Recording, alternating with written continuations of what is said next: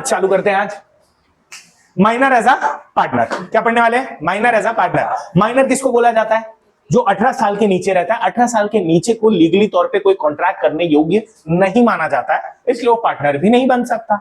पर सर यहां तो लिखा है माइनर एज अ पार्टनर कि माइनर भी पार्टनर बन सकता है। अरे बनता है, पर कोई डिसीजन नहीं लेता, कोई डिसीजन नहीं लेता, कोई कैपिटल नहीं लगाता, कोई लॉस नहीं झेलता, बस उसको प्रॉफिट ही मिलता है। यानी दया दृष्टि से अगर किसी पार्टनर को रखोगे जो 18 साल के नीचे, तो उसको क्या बोला जाएगा? Minor partner. An individual of age below 18 years can be admitted with mutual consent of all the other partner but legally he is not a partner. यानी उसको पार्टनर माना नहीं जाने, लीगल तौर पे पार्टनर नहीं माना जाएगा। बस हम लोग ना लीगल तौर पे नहीं है, हम लोग बस मान रहे हैं कि पार्टनर है।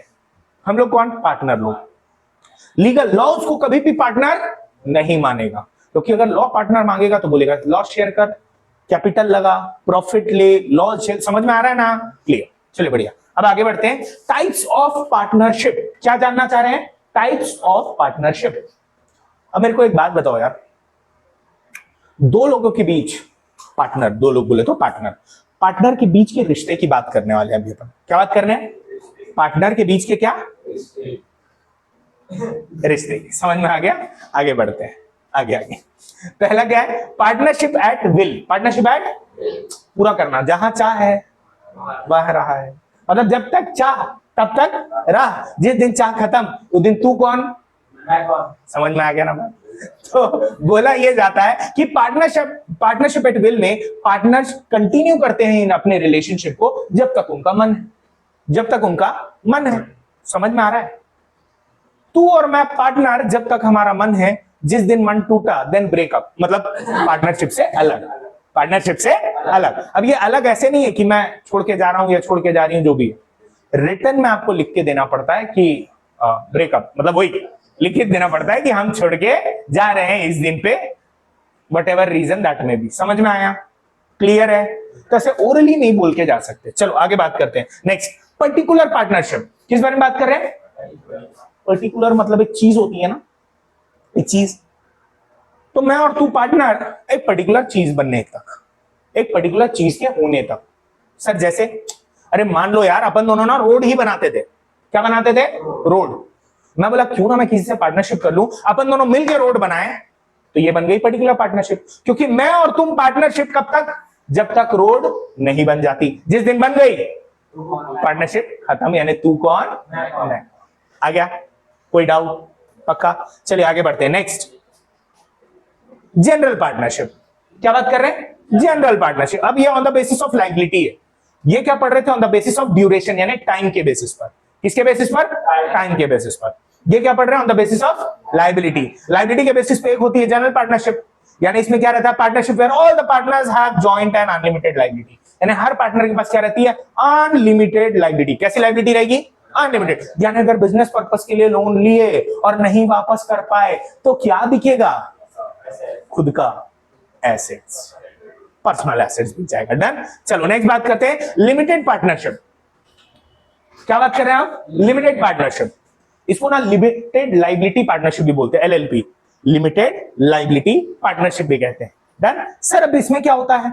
It is a partnership. ये क्या रहती है? एक पार्टनरशिप रहती है where all the partners have limited liability and at least one partner will have an unlimited liability। सबके पास कैसे लायबिलिटी रहेगा? लिमिटेड। पर एक पार्टनर कोई ऐसा रहेगा जिसके पास क्या रहेगा? यानी वही सबका भार उठाएगा। समझ? डन है ना? क्लियर? कोई डाउट? बहुत बेहतरीन। चलो आगे बढ़ते हैं। नेक्स्ट, अच्छा एक और रहता है, बुक में कभी कभी दिया रहता है तो मैं वो भी बता दे रहा हूं, फिक्स पीरियड पार्टनरशिप। किस बारे में बात करें? Fix period partnership. Fix period partnership का मतलब, फिक्स का मतलब क्या रहता है? फिक्स, है ना? बहुत अच्छा एक्सप्लेनेशन है। जो चेंज ना उसको फिक्स बोलेंगे।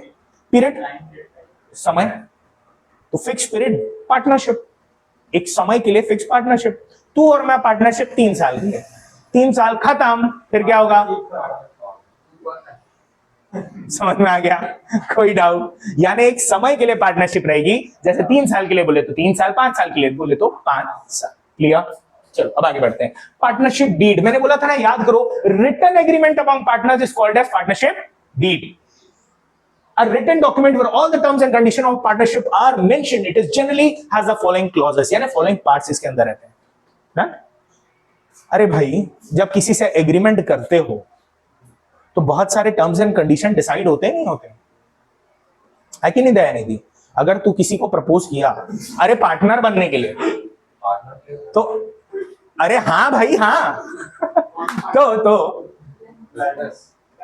टर्म्स एंड कंडीशन डिस्कस होगा कि नहीं, कि फर्म में कौन ज्यादा काम करेगा, बच्चे कौन सा, आई मीन बिजनेस को कौन संभालेगा। अरे यार तुम लोग, हाँ तो क्या क्या इसके कंटेंट्स रहते हैं? Name of the firm, nature of the firm, duration of partnership, कितने समय तक पार्टनरशिप चलेगी। नेम समझ गया ना, नेम ऑफ द फर्म यानी नाम क्या रखेंगे, नेचर यानी बिजनेस कैसे नेचर करेगा, क्या काम करेगा, ये सारा। Duties and obligation of partner, duty partner लोग का क्या काम रहेगा, क्या ऑब्लिगेशन रहेगा वो देखना है। वैल्यूएशन ऑफ एसेट, एसेट किस पे वैल्यू होंगी, क्या क्या रिकॉर्डिंग वैल्यूज होंगी एसेट की, वो। इंटरेस्ट ऑन कैपिटल क्या रहेगा, इंटरेस्ट ऑन ड्राइंग्स क्या रहेगा, यानी कैपिटल पे आपको कितना ब्याज मिलेगा, ड्राइंग करोगे तो कितना ब्याज देना पड़ेगा फर्म को।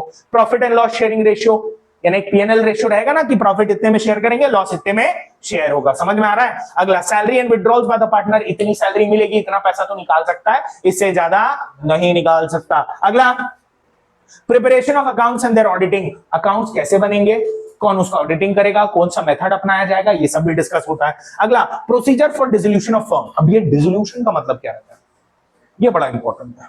डिसोल्यूशन का मतलब क्या है?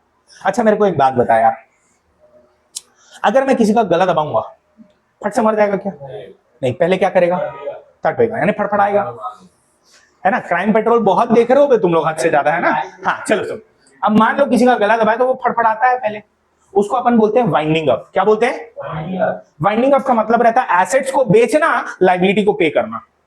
एसेट्स को बेचना, लायबिलिटी को, क्योंकि जब तक आप ये काम नहीं करोगे आप अपने बिजनेस को बंद नहीं कर सकते। समझ में आ रहा है, नहीं आ रहा? और जिस दिन कंपनी का या पार्टनरशिप का या कोई भी बिजनेस का डेथ होता है उसको अपन बोलते हैं डिसोल्यूशन। क्या बोलते हैं? समझ में आ गया? गला दबाया, फड़फड़ा रहा है, इसको क्या बोलेंगे? Winding up. Process of death है ना, जिस समय अटक गया तो हो गया डेथ, उसको क्या बोलेंगे? डिसोल्यूशन। समझ में आया? तो डिसोल्यूशन का क्या प्रोसीजर रहेगा, किस तरीके से आप अपनी फर्म को खत्म कर सकते हो, ये भी बताना पड़ेगा। समझ में आया? चलिए अगला, मेथड ऑफ सॉल्विंग डिस्प्यूट। अगर मान लो लड़ाई झगड़ा हुआ तो किस तरीके से सुलझाएंगे? मारपीट के, है ना। डन। ये अच्छा है, पर है ना, भाई बहन में भी झगड़ा होता है तो पहले तू मैं चालू होती है, फिर कोई ना कोई ऐसा कर देता है, ये सब छोड़ो, हाथापाई चालू। चलो आगे, नेक्स्ट। अच्छा हाँ, रजिस्ट्रेशन। अब किसके बारे में बात करें? पार्टनरशिप में रजिस्ट्रेशन ऑप्शनल है। रजिस्ट्रेशन क्या है? ऑप्शनल। सोल प्रोप्राइटरशिप में रजिस्ट्रेशन है ही नहीं, not required, but in partnership it is optional. चाहो तो करवाओ, चाहो तो ना करवाओ, वही बोल रहा है। It is optional for partnership firm to get registered with the registrar of firms of the state in which firm is suited. यानी जहां भी आपका रजिस्ट्रार पड़ रहा है, आरओसी, या जहां पे आरओएफ कहलाएगा, रजिस्ट्रार ऑफ फर्म्स, ठीक है। एक रजिस्ट्रार यानी, अरे ऐसे समझा, जो, हाँ, जो आपका मतलब फर्म को रजिस्टर करता है कि भैया अब आप लीगल तौर पे रिकॉग्नाइज हो सकते हैं, डन। तो वो क्या है, रजिस्ट्रार के पास आपको जाना पड़ता है और वहां पे उसे रजिस्टर करवाना पड़ता है। अगर आप रजिस्ट्रेशन चाहते हो तो उसके फायदे हैं, क्योंकि अगर नहीं कराओगे तो उसके घाटे। अब घाटे क्या है, थोड़ा देख लेते हैं। Consequences of non registration. अगर रजिस्ट्रेशन नहीं करवाए तो भाई घाटे हैं। क्या घाटे हैं, चलिए आइए बात करते हैं। इन case of non registration a partner can not file a case और सूट अगेंस्ट अदर पार्टनर। यानी मान लो मेरे साथ अगर 3 पार्टनर है, ना मैं उन पे केस कर सकता हूं, ना वो मेरे पे केस कर सकते हैं। समझ में आया? क्योंकि हम लोग क्या है, अनरजिस्टर्ड। क्या है? तो ना वो मेरे पे केस कर सकते हैं, ना मैं उन पे केस कर सकता। समझ में आया? बढ़िया। Point number 2, firm can not sue the third party. हमारी जो फर्म है, जो बिजनेस है, वो किसी क्लाइंट, किसी थर्ड पार्टी, किसी बाहर वाले को केस नहीं कर सकती, केस नहीं कर सकती, मगर बाहर वाला हम पे केस कर सकता है। तो ये तो दिक्कत वाली बात है ना यार। बाहर वाला यानी थर्ड पार्टी हम पे केस कर सकता, हम उस पे case, I think third, the firm होगा, firm can not file a case against one or more partners of the firm. यानी अब सेकंड पॉइंट तो क्लियर हो गया। थर्ड पॉइंट में क्या पूरा पता, हमारा बिजनेस भी पार्टनर पे केस नहीं कर सकता। समझ में आया? पार्टनर तो एक दूसरे पे केस नहीं कर सकते, बिजनेस भी हम पे यानी पार्टनर पे केस नहीं कर सकता। बोलो कोई डाउट? कोई भी डाउट? पक्का? आगे बढ़ी, आगे प्रोसीजर क्या है रजिस्ट्रेशन का तो बताया गया, हालांकि आप लोग की बुक में प्रिस्क्राइब नहीं है। क्या बोलता है, submission of application prescribe form with the registrar of forms. Registrar of form के पास जाओ, एक फॉर्म रहता है, आजकल ऑनलाइन हो गया, वो फॉर्म को डाउनलोड करो, फिल करो, लेके जाओ, जो प्रिस्क्राइब फीस है वो दे दो। फी डिपॉजिट विद द रजिस्ट्रार, जैसे मैंने बताया रजिस्ट्रार के पास क्या जमा करना पड़ेगा, फी रजिस्ट्रेशन की, जनरली 5,000 तक होती है, 5,000 के अंदर अंदर रजिस्टर हो जाता है। Receiving certificate of registration after the registrar is satisfied, जब वो रजिस्ट्रार पूरी तरीके से सेटिस्फाई हो जाता है कि आपका बिजनेस ऑथेंटिक है, सही है, कोई गलत काम नहीं कर रहा, तो आपको सर्टिफिकेट ऑफ रजिस्ट्रेशन पकड़ा देता है कि चलो भाई अब आप रजिस्टर हो गए, बधाइयां, डन, क्लियर है। चलो अब आगे बढ़ते हैं। अगला अपन आते हैं, पहले ना जॉइंट वो पढ़ेंगे, joint Hindu family business. 10,000 years later, जल्दी ला जल्दी ला।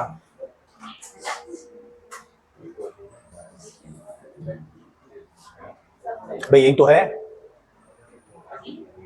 या, चलो इधर इधर इधर इधर इधर सुनते सुनते सुनते सुनते, अब क्या पढ़ रहे हैं अपन, जॉइंट हिंदू फैमिली बिजनेस। क्या पढ़ रहे हैं, joint Hindu family business. Sir इसका मतलब क्या रहता है, it is a form of business which is owned managed by the members of Hindu undivided family with the possibility of 3 successive generation as member in the business. कौन चलाता है बेटा इसको, एक हिंदू अनडिवाइडेड फैमिली, तो HUF भी बोलते हैं इसको, क्या बोलते हैं, HUF, हिंदू अनडिवाइडेड फैमिली, यानी ये जॉइंट फैमिली तरीके से सोच के रखो। सर इसमें कितने लोग आ सकते हैं, तो बोलता है सबसे पहले ना बेटा याद रखना अनलिमिटेड, क्योंकि फैमिली में लिमिट है क्या, हो सकता है, तो लिमिट है कोई नहीं ना, हो देखो हाँ बोल रहा है, तो समझ रहे हो, कोई लिमिट नहीं है बेटा, बच्चों की कोई लिमिट नहीं होती है। अमन कितना खुश हो रहा है, नहीं समझा नहीं तू, समझ गया गंदा आदमी। तो हिंदू अनडिवाइडेड फैमिली बिजनेस में मेंबर्स की कोई लिमिट नहीं, क्योंकि बच्चों की एक फैमिली में कोई लिमिट नहीं होती है, ठीक है। अगला बोलता है शर्त पर एक कुछ तो बताना पड़ेगा ना कि क्या, तो बोलता है 3 सक्सेसिव जनरेशन को ही बिजनेस में इंक्लूड किया जाएगा। कितने जनरेशन, 3 जनरेशन। अच्छा मान लो ये दादाजी, कौन, दादाजी वाली फैमिली, ये पापा वाले जनरेशन, ये आप वाले जनरेशन, अब मान लो इनका भी बच्चा हो गया है, तो बच्चे वाले जनरेशन, डन। अभी कितने जनरेशन हो गए, 4। ये बिजनेस का पार्ट नहीं बन सकते, क्यों, क्योंकि अभी ये वाली जनरेशन जिंदा है। अगर पार्ट बनना है, अबे मरने का वेट करो, बड़ा मार दो, ऐसा ऐसा आजकल ना ना ना। क्लियर, कोई डाउट, समझ में आया बेटा। तो 3 सक्सेसिव जनरेशन इसके अंदर आती है। चलिए आगे बढ़ते हैं। अब बोला ये जाता है, सुनो बेटा, जब ये बना था ये लॉ, उस समय पेट्रियार्की सिस्टम ज्यादा चलता था।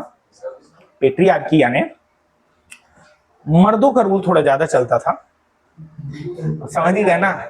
हाँ ठीक है ठीक है ठीक है। अभी देखना थोड़ी देर बाद इन लोगों ऐसे दोनों करते ना। तो 2 लॉ गवर्न होते थे जॉइंट हिंदू फैमिली बिजनेस में। कितने लॉ, 2 लॉ। पहला लॉ था जिसको बोलते थे दया भागा। कौन भागा, दया। पहला लॉ क्या है, दूसरा मिताक्षरा, मिताक्षरा, डन। पहला लॉ क्या है, दया भागा, भाग गया, और दूसरा, अब समझना बेटा दोनों लॉ क्या बोलते हैं। मिताक्षरा पूरी इंडिया में चलता था सिवाय वेस्ट बंगाल। कहां पे, वेस्ट बंगाल छोड़कर पूरे देश में चलता था। सर ये मिताक्षरा बोलता क्या है, बोलता है जॉइंट हिंदू फैमिली में मेंबर सिर्फ मेल बन सकते हैं, वुमेन की कोई जगह नहीं है। वुमेन को बराबर, क्यों, क्योंकि वुमेन को माना जाता था कि वो पराया धन है। मैं नहीं बोल रहा, बुक बोल रहा, मेरे को घूरने की जरूरत नहीं है ना। बड़े क्या बोल रहे, हाँ इधर क्लियर है। ये माना जाता था कहां, मिताक्षरा में। दया भागा में क्या बोलता है, फीमेल के ऑल्सो बिकम मेंबर। ये पर सिर्फ एक ही जगह काम करता था, कहां पे, वेस्ट बंगाल। कहां काम करता था, क्लियर है। तो वेस्ट बंगाल ने काम खराब किया, मतलब सही चीज चालू की क्या, हाँ इधर। तो क्या था वहां पे, कौन सा रूल काम करता था, दया भागा। अब इसको याद करने के लिए ना, ऐसा याद करने के लिए है ना, मेरे तरफ मत वो करना कि लड़कियों पे दया किया गया। क्या किया गया, देखना कैसे घूर रहे हैं मेरे को, देख नॉर्मली याद कर सकते ना, या क्लियर, कोई बात। दाया भागा याद रहेगा। दाया भागा कहां चलता है? इसके तहत कौन मेंबर बन सकता है? फीमेल भी मेंबर्स बन सकती, और मेल ये तो रहेंगे ही रहेंगे। Mitakshara only males, no female. जायदाद में कोई हिस्सा नहीं, प्रॉपर्टी में कोई हिस्सा नहीं, प्रॉफिट में कोई हिस्सा नहीं। Very good. और आगे नेक्स्ट, फीचर्स। फीचर्स यानी अगेन क्या होता है फीचर्स? ऐसी चीजें जो चेंज नहीं होती, वो क्या फीचर्स। चलो फॉर्मेशन पहले क्या बात कर रहे हैं? Joint Hindu family business form कैसे होता है बेटा? तो बोलता है Hindu undivided family business is formed with at least 2 members of a family having ancestral property. It is governed by the Hindu Succession Act 1956. सबसे पहला इंपॉर्टेंट पॉइंट,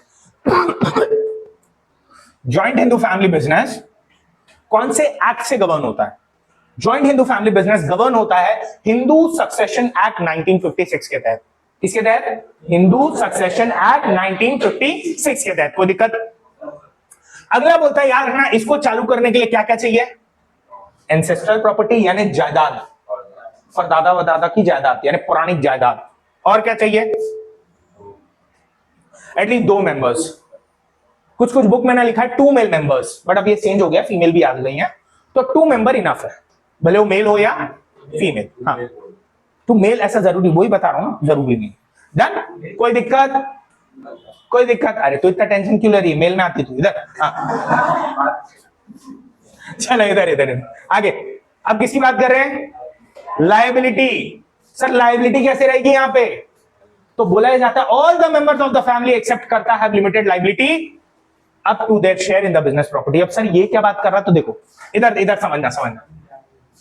सबसे पहले ये जानो, फैमिली का एक हेड होता है जो सबसे वृद्ध इंसान होता है। वृद्ध यानी जो भी बूढ़ा होगा, रहता है ना कोई फैमिली में। देखना जो शादी के समय बोलता है ना कि वहां हमसे तो किसी ने पूछा नहीं क्या डीजे इतना हाई टोन में बजा रहे हो, वही समझ लो। ठीक है, तो ये घर का सबसे बड़ा या वृद्ध इंसान रहता है, इसको कहते हैं कर्ता। क्या कहते हैं? हिंदी में अपन बोलते हैं ना कर्ता धर्ता, कर्ता धर, हाँ, कर्ता। हाँ समझ में आया? क्लियर? कोई डाउट? बढ़िया। तो कर्ता ये सबसे क्या रहेगा? वृद्ध। और ये ही सबसे मतलब पावरफुल रहने के कारण सारे डिसीजन भी यही लेगा। बिजनेस में जो डिसीजन लेना है वो ये लेगा। सर ये निपटा तो अगला जो वृद्ध है वो उसकी जगह ले लेगा, वो बन जाएगा कर्ता। फिर वो निपटा तो अगला बूढ़ा इंसान है वो बन जाएगा। सर अगर वो करना ही नहीं चाहता, दूसरे बूढ़े को दे देगा।